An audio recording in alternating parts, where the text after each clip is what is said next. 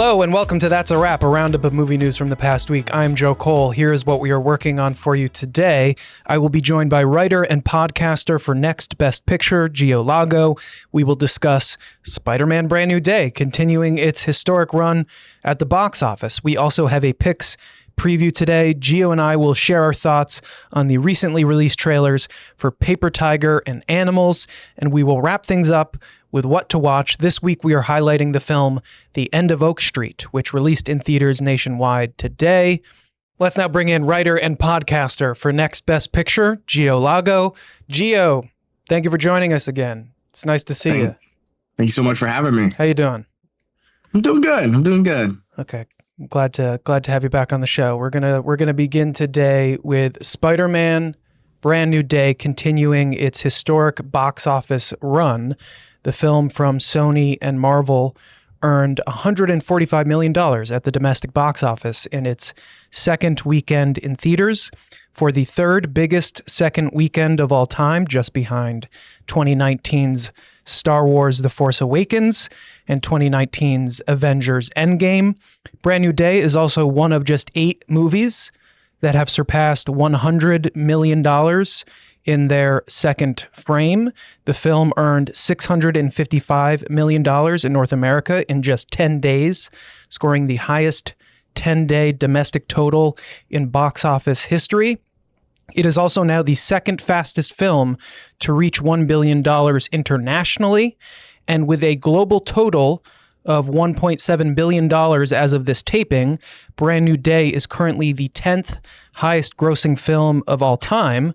A recent article from Variety noted that, quote, box office watchers are wondering whether Spidey has the staying power to become the first movie to ever reach $1 billion at the domestic box office and become the sole film to hit $3 billion globally.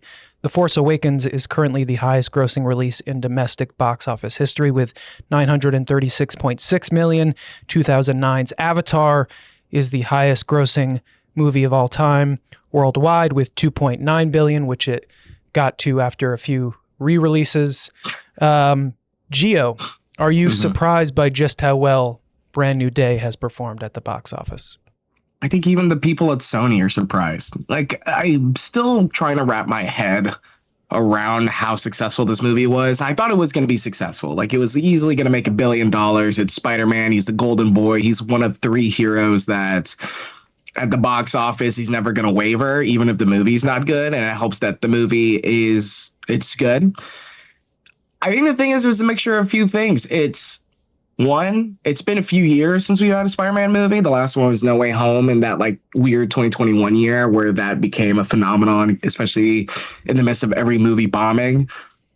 I think the second thing is that that film also promised fans what they wanted. They wanted to see Spider-Man at its lowest, down and out. And it was essentially a cliffhanger, even though not really. So that built. And then the third thing is that Tom Holland and Zendaya are vastly different in their star power right now in 2026 compared to 2021.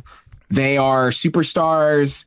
They are already in another film that has been grossing over $1 billion with the Odyssey. Zendaya, with the drama, she still has Dune later this year. It's a mixture of all these things. But even still, it's just, I think with Endgame, it was like, oh, we waited 10 years. We knew it was building up to something eventually. And then it's just, this feels just like another Spider-Man movie. And yet it's not. It's a box office behemoth. And it's so good that even IMAX wavered under exclusivity for the Odyssey. And they're like, okay, now we'll give some to Spider-Man. We want some of this money. This is pretty good. So yeah, it's working out perfectly for Sony and Marvel and all them. Yeah, I mean, when you appeared on the show, I guess it was earlier this year when some of the trailers came out, we were talking about, do we think it could make $1 billion? Which we both thought that it would easily, but the fact that was something that was even being discussed, and now the conversation is not just could it make $2 billion, but could it make $3 billion worldwide, and could it get to $1 billion just domestically, is pretty crazy. Also, I do want you thought the movie was pretty good, and I remember when you came on after the trailer, you were like, I don't know if this looks good. I had my reservations as well, but I just wanted to let the audience know that I remember I enjoyed it. You saw it a few days before it officially released, because you saw it at a press screening. I remember you texted Mhm. me saying that it was solid. I was like, oh, this movie must be awesome. Yeah, that's literally it. Honestly, I had no expectations for it, and I have gripes with it. But in terms of, I still think Homecoming is kind of like the best embodiment of the Spider-Man stuff. I still need Spider-Man to be poorer. Like, I remember when he had a Russian landlord just yelling at him and he's living in a broom closet in the Raimi films. Like, it's never going to be like the Spider-Man 2 level of, like, I think that's the best case scenario of that character. How does he have But the money it's a good for all time. that tech that he has in his room? Maybe it's a grant. I don't know. Mamdani. Wilson Fisk is not mayor anymore, and Zoran came in. Tony Stark left him some stuff in the will. So this week, Brand New Day also became the 7th movie to ever cross the $700 million mark at the domestic box office. It is now the fastest movie ever to cross $700 million, doing it in just 13 days. It is also now the highest grossing Hollywood film of all time in India, which I thought was notable. Meanwhile, the Odyssey continues to make waves at the box office. As you mentioned, the movie recently crossed $1 billion worldwide. It is now Christopher Nolan's biggest movie ever, surpassing 2012's The Dark Knight Rises. The film from Universal also became IMAX's highest grossing release of all time, overtaking 2009's Avatar. The Odyssey is now the second highest grossing movie of the year and the second highest grossing R-rated movie of all time. This comes after it earned $110 million globally in its 4th weekend of release. And the film's historical theatrical run is expected to continue as it officially opened today in China, which is the world's second biggest movie-going market, and the box office success of The Odyssey, Brand New Day, and several other films have led to this year's summer box office reaching $4 billion, marking only the second time that the milestone has been reached since the COVID-19 pandemic. A recent article from Variety mentions that according to global media measurement and box office analytics company Rentrack, the summer of 2026 will easily rank as the highest grossing since 2019, as there are still a few weeks to go until Labor Day closes out the season. Gio, as a passionate movie fan, how do you feel about the current state of movies and how well the movie business is currently doing after we've had an up and down past few years? Business is booming. Yeah. It's great. It's a great time. I mean, it is a great time. I think this is what we've been trying to build up to. We've talked multiple times about how the demographic has shifted of people going to the movies, and younger audiences are now being motivated to go compared to what was being carried by older moviegoers. It's what we want to see. And I think the variety of movies that have been successes this year, and we said this over and over, you got your big movies, you got like Spider-Man, The Odyssey, Project Hail Mary, and you have something like Devil Wears Prada 2 is making like almost $700 million.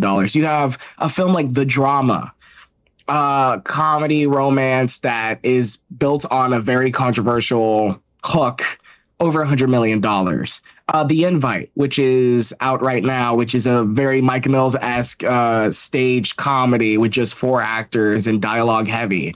It might have like a $60 million run and is an indie from Sundance.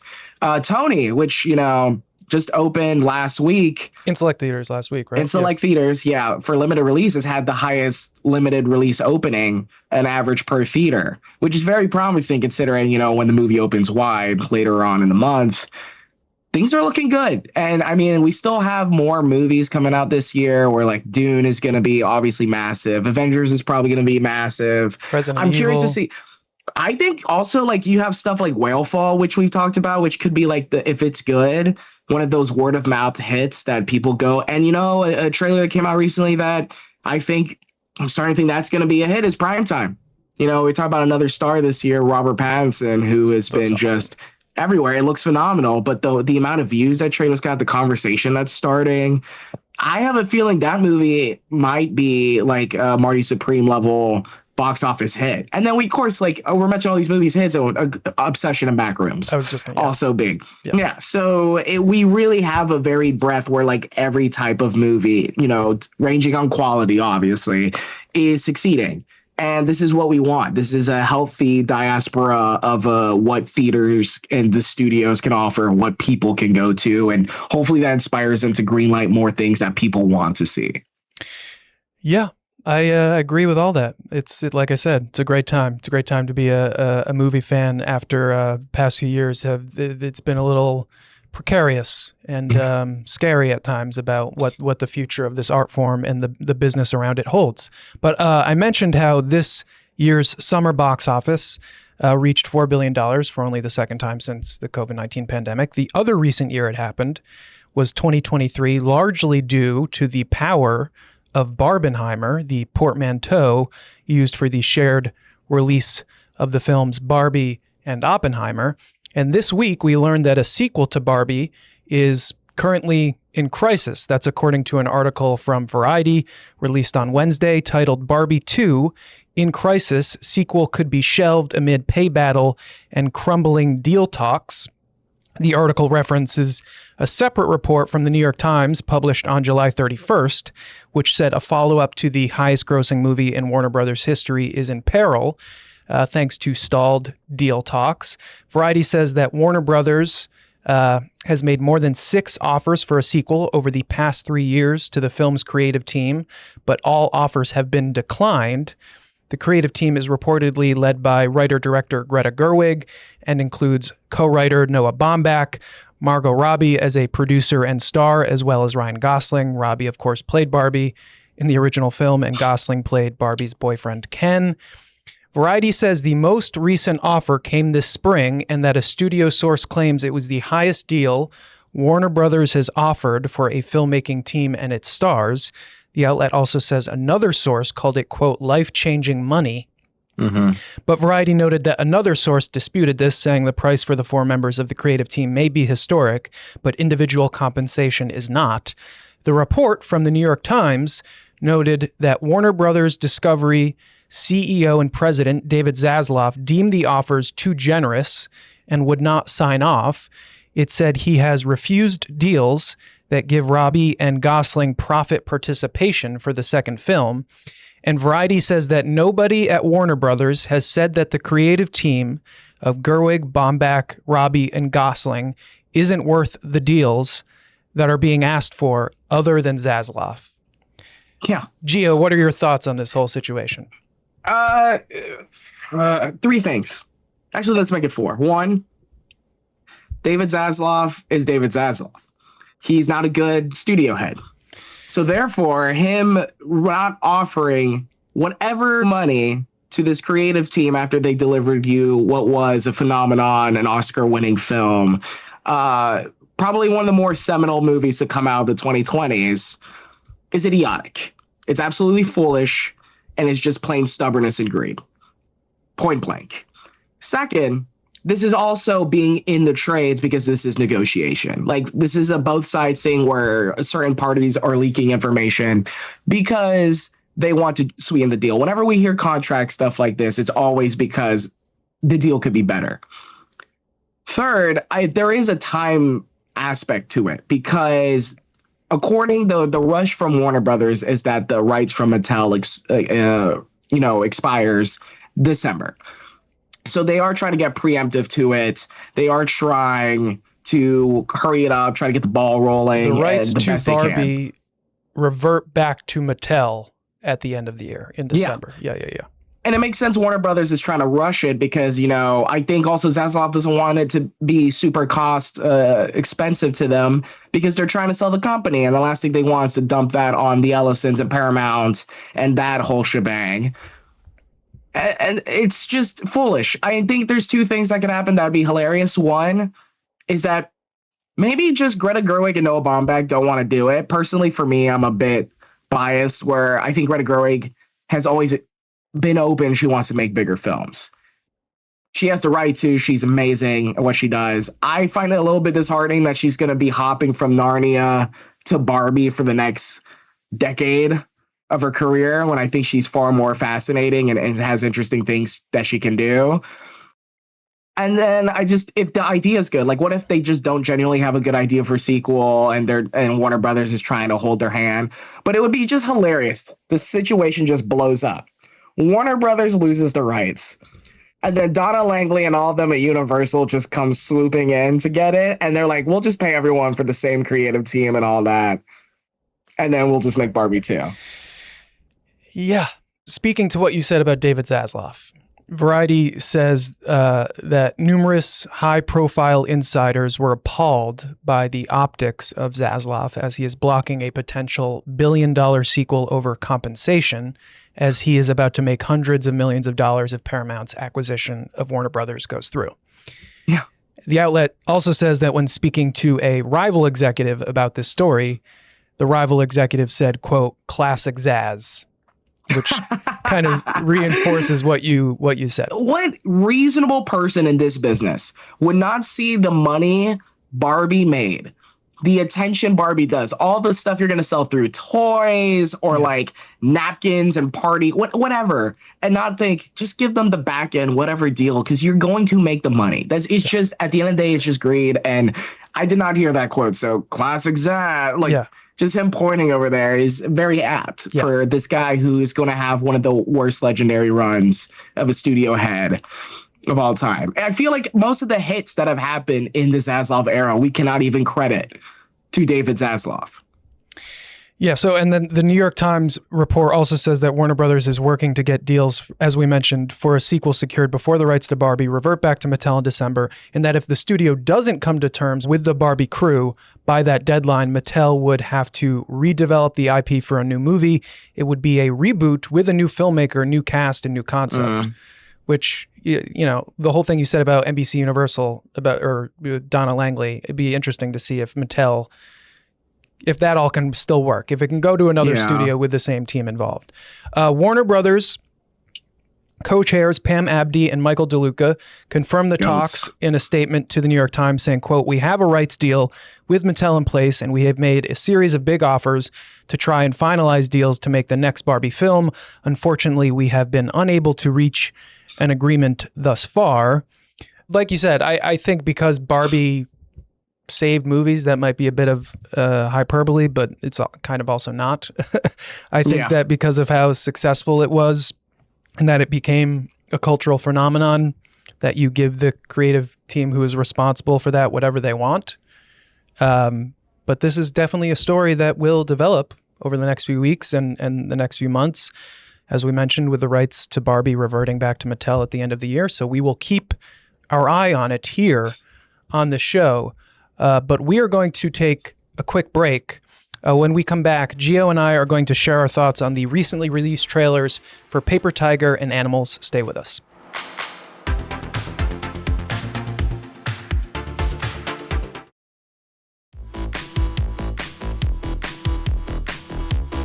Welcome back. I'm still here with writer and podcaster for Next Best Picture, Gio Lago. It is time now for Picks Preview, where we break down the latest trailers and teasers for some of Hollywood's most anticipated films. On Monday, Neon released the official teaser trailer for Paper Tiger. The crime drama film stars Adam Driver, Scarlett Johansson, and Miles Teller. Per the film's official synopsis, it follows two brothers, played by Driver and Teller, who become entangled in a scheme that turns out to be too good to be true. As they try to navigate their way through the dangerous world of the Russian mafia, family bonds begin to fray with life-altering consequences. Paper Tiger is written and directed by James Gray. His previous films include 2022's Armageddon Time, 2019's Ad Astra, and 2016's The Lost City of Z.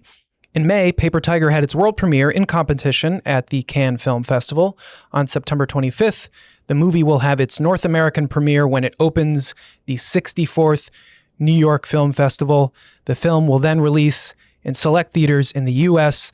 on November 13th before expanding to a wide release on November 20th. Gio, what did you think of this trailer? Yes. I'm all in. I'm a big James Gray guy, and I think, making a New York crime drama is nothing new for him. And I still think the reception out of Cannes was fascinating because the movie got a lot of respect from a lot of international critics. And then a lot of, besides, some staples who are in the bag. For David Ehrlich was a big fan of Paper Tigers, but there was some that felt mixed.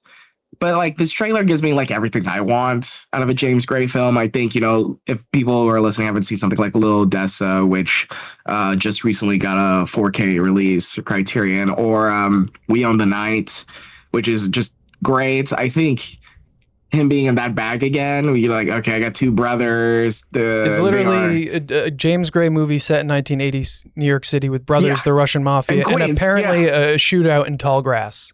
Yeah, and also Scarlett Johansson giving like a make or break over the top performance that people either have loved or hated it. I'm like, yeah, I'm going to take that gamble. Any day of the week, I will be there opening night, New York Film Festival. I can't wait. It looks fantastic to me. Yeah, and some have said that it might be the best performances of both Adam Driver and Miles Teller's career. Miles Teller's very, very good in the film, so I'm definitely excited to see it. Hopefully can get in opening night at the New York Film Festival. I have a Centerpiece closing pass, so I was a little upset that it was opening, but we'll figure it out. We'll find a way to get in there. We'll find a way. But let's now turn to, on Wednesday, Netflix released the official teaser for Animals. The action crime thriller is directed by and stars Ben Affleck. The film's cast also includes Kerry Washington, Stephen Yeun, Gillian Anderson, Adriana Paz, and Luis Gerardo Mendez. According to The Hollywood Reporter, Animals follows a mayoral candidate and his wife, whose son is kidnapped. Surrounded by plenty of enemies, political and otherwise, the husband and wife have no choice but to get their hands dirty in order to save their son. The screenplay for Animals was co-written by Affleck, Billy Ray, and Connor O'McIntyre. As a director, Affleck's previous movies are 2023's Air, 2016's Live by Night, 2012's Argo, 2010's The Town, and 2008's Gone Baby Gone. Along with dropping the teaser on Wednesday, Netflix also released a poster for Animals and announced that the film will release in select theaters and become available to stream on Netflix on October 9th. Gio, what'd you think of this trailer? I think it's cool that white people can have their own high and low, you know? It's okay. We just did this last year with Highest to Lowest, a film I really enjoyed. Yeah. A film that I think has far more substance and I think was taken a bit for granted with what Spike Lee was doing and what he was saying about his career and himself, and also just Denzel and A$AP Rocky were just phenomenal in it. And this, I just look at the trailer and I'm just like, this is a Netflix movie. And I like a lot of the people in it. And Ben Affleck, you know, as a director, you're mentioning his films. And I'm like, Air is cool. Yeah, Air, he's like, Air is cool. And then you're like, Live by Night. I was like, you sure? I haven't actually seen Live by Night. Okay. Not great, which is okay. It happens for every filmmaker because Argo rocks. And Gone Baby Girl is good and The Town is The Town. Yeah. So I'm going to watch it. I like the people involved. If I'm expecting this to be good, it's not looking good. It's probably not. Good cast. Apparently, Damon was supposed to play the lead role originally, and then it got delayed a bit, and then he got cast in the Odyssey, so he couldn't do it, and Affleck was just like, all right, I'll just cast myself. Yeah. We got people with guns wearing weird masks, just like in The Town. The nun masks in The Town. In this one, we got a bunny rabbit mask, some Donnie Darko vibes. It looks cool. But it definitely it is interesting that with La Bola Negra and what was the other film recently that Netflix is giving some pretty significant theatrical releases to. That it's that they're just doing it. They're just doing a day and date release with this. It's just in select theaters, and I think that's pretty telling that they're just like, hey, October, and then meanwhile they're like, oh yeah, La Bola Negra, we're giving our longest theatrical release too, and we got Ink coming. Oh no, we're still finishing up Cliff Booth, and you're like, yeah, I'd rather watch those. Yeah. All right, well, Gio, I appreciate you joining us. That's all the time we have. Unfortunately, it was nice to see you. Let's do this again soon. Yeah, can't wait. All right, buddy. Coming up, a new movie to watch in theaters this weekend is The End of Oak Street. I will share some details about the film. That's after a quick break.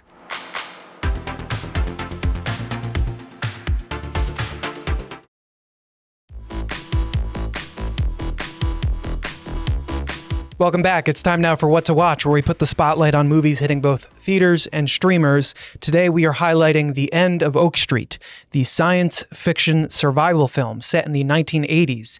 Stars Anne Hathaway and Ewan McGregor. This is the movie's official logline.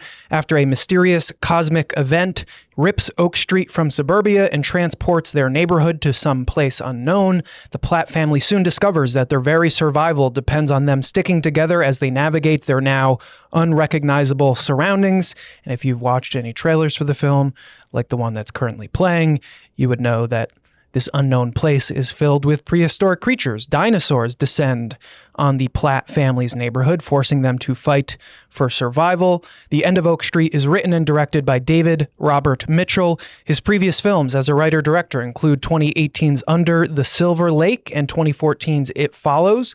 J.J. Abrams serves as a producer on the film, working under his production company Bad Robot. According to Variety, The End of Oak Street is targeting an opening weekend at the domestic box office of $20 to $30 million. Before we go, some stories from this week that were left on the cutting room floor that we did not have time to get to. Amazon MGM Studios releasing the official trailer for Verity, which is based on Colleen Hoover's best-selling novel of the same name and stars Anne Hathaway, Dakota Johnson, and Josh Hartnett. Sumerian Pictures releasing the official teaser for Josephine, starring Channing Tatum, Gemma Chan, and Mason Reeves. Deadline reporting that Jacob Elordi is circling a role alongside Scarlett Johansson in Ari Aster's next film at A24 titled Scapegoat. Deadline reporting that Alden Ehrenreich is joining Michael B. Jordan and Austin Butler in Universal Pictures' Miami Vice reboot, Miami Vice 85. Variety reporting that Netflix has dated Danny Boyle's Rupert Murdoch movie Inc. for a December 11th release in select theaters before it becomes available to stream on the platform on January 8th. The outlet's exclusive report also includes a photo that offers a first look at Guy Pearce as Murdoch. The movie also stars Jack O'Connell and Claire Foy. And Paramount Pictures setting a wide theatrical release for its remake of Possession, starring Callum Turner and Margaret Qualley, for June 11th, 2027. And that does it for today's edition of That's a Wrap. Be sure to stay tuned for more on Pix 11 Plus. I am Joe Kohle. Thank you for watching.